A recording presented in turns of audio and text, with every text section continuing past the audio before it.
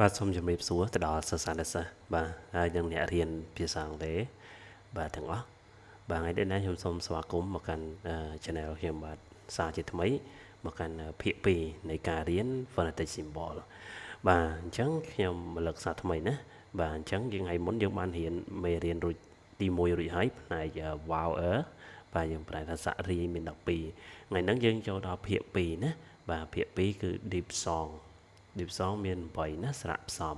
អញ្ចឹងមាន8បាទអញ្ចឹងយើងកុំឲ្យខាតពេលវេលាយូរបាទតាមដានជាមួយខ្ញុំបន្តទៀតណាបាទអញ្ចឹងទី1ស្រៈផ្សំទី1គឺ A បាទ A ណាបាទ A A បាទ A ទៅជាពាក្យ A say ណាបាទយើងប្រែថានេះនិយាយបាទទី2 I ស្រៈ I ឌីបសង I ណាបាទម I my ឃើញទេបាទគឺប្រកបយកតែម្ដងម I my យើងប្រែថារបស់ខ្ញុំណាបាទទី3 oi oi យើងប្រែថាស្រៈ oi ណាបើ oi boy ណាយើងប្រែថាក្មេងប្រុសបាទទី4ស្រៈនេះគឺស្រៈអោឃើញទេណអោណៅយើងប្រែថាអីឥឡូវបាទនេះយើងទៅមើលវាបាទ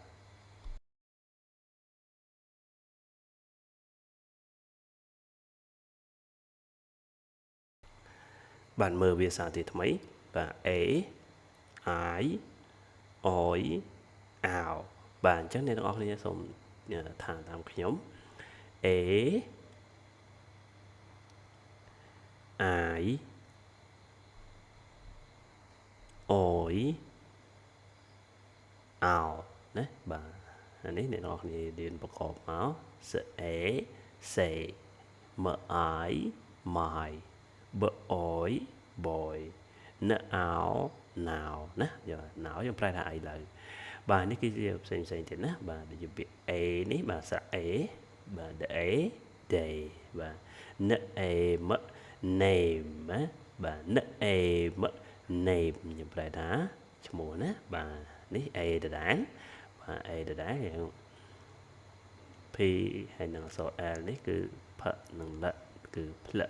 ផ្ល A play ណាបាទយើងប្រែថាលេងបាទហើយនេះគឺសរ I បាទមើល I my បាទនេះបាទ I ថ I ម time បាទថ I ម time បាទ f I f f I 5បាទ5ណាបាទ kite kite បាទ kite kite បាទយើងប្រែថាខ្លែងណាបាទហើយនេះគឺសអយបាទយើងមើលថអយ toy ណាបាទថអយ toy បាទខអយ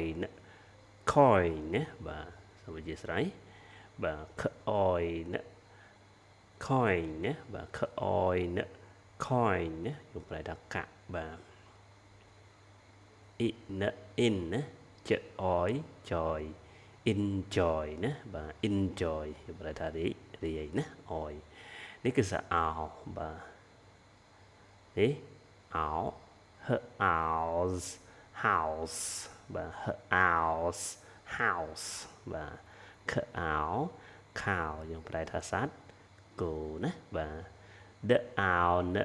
down the owl down យើងប្រែថាខាងក្រោមឬក៏ចុះក្រោមបាទ down ណាបាទអញ្ចឹងយើងទៅមើល4ទៀតគ្រប់8តែម្ដងណាបាទនេះគឺទី5 dip song ដដែលបាទនេះគឺ O ណាបាទនិមិត្តសញ្ញានេះនិមិត្តសញ្ញា O ដូចជាពាក្យនេះគឺ O go បាទ go go ណាបាទនេះ ear ear here បាទនេះគឺស air បាទ air hair ណាបាទនេះគឺសអ៊ូថអ៊ូ tour ណាបាទអញ្ចឹងយើងអានជាមួយខ្ញុំសារថ្មី O ear air អ៊ូបាទអញ្ចឹងយើងទៅមើលណាបាទយើងទៅមើលផ្សេងទៀតអញ្ចឹង O go go ណាបាទ no no phone phone ណាបាទ phone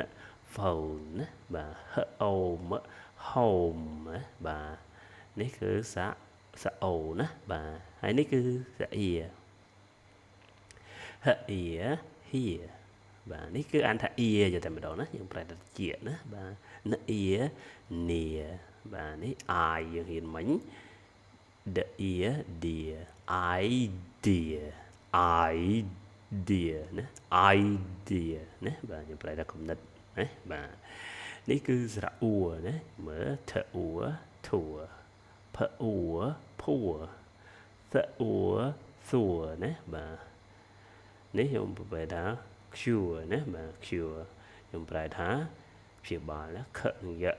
ខៀអ៊ូ cure ណាបាទយើងប្រែថាព្យាបាលបាទអញ្ចឹងយើងទៅរំលឹកវាសាថ្មីមិញយើងរៀនបាន8ណាបាទអញ្ចឹងយើងទៅមើលទី1ឡើងវិញចាំអានតាមខ្ញុំណាបាទខ្ញុំនឹងចែករំលែកអ្នកនរគ្នាបាទអញ្ចឹង A I oi អោបាទយើងមើលបន្តទៀតទី5 O ear air អ៊ូបាទអញ្ចឹងមេរៀនហ្នឹងខ្ញុំចែកម្លែកបានប៉ុណ្ណឹងហើយសង្ឃឹមថាបើសិនជាបងប្អូនអាចជួយចាប់ Subscribe នៅក្នុងវីដេអូនោះផងដើម្បីទទួលបាននៅបាទការចែករំលែកវីដេអូផ្សេងៗទៀតទាក់ទងនឹងការរៀនភាសាអង់គ្លេសបាទអញ្ចឹងខ្ញុំចែករំលែកតែប៉ុណ្្នឹងទេនេះគឺជាវីដេអូភាគ2ទាក់ទងទៅនឹងបាទ phonetic symbol បាទអញ្ចឹងថ្ងៃមុនយើងបានរៀន vowel ហើយមេរៀនហ្នឹងគឺយើងរៀនអំពី diphthong បាទ diphthong ឯកស្រៈទ្វេធាតុឬក៏ស្រៈផ្សំណាបាទអញ្ចឹងខ្ញុំចែករំលែកតែប៉ុណ្្នឹងទេបាទសូមអរគុណបាទជួបគ្នានៅក្នុងវីដេអូក្រោយទៀតបាទបើសិនជាគិតថាវីដេអូនេះមានប្រយោជន៍សូមកុំភ្លេចជួយចុចបាទ Subscribe បាទឬក៏ចុច Follow នៅក្នុងលើវីដេអូនោះផងបាទសូមអរគុណច្រើនបាទសូមជម្រាបលាបាទអរគុណច្រើនបាយបាយ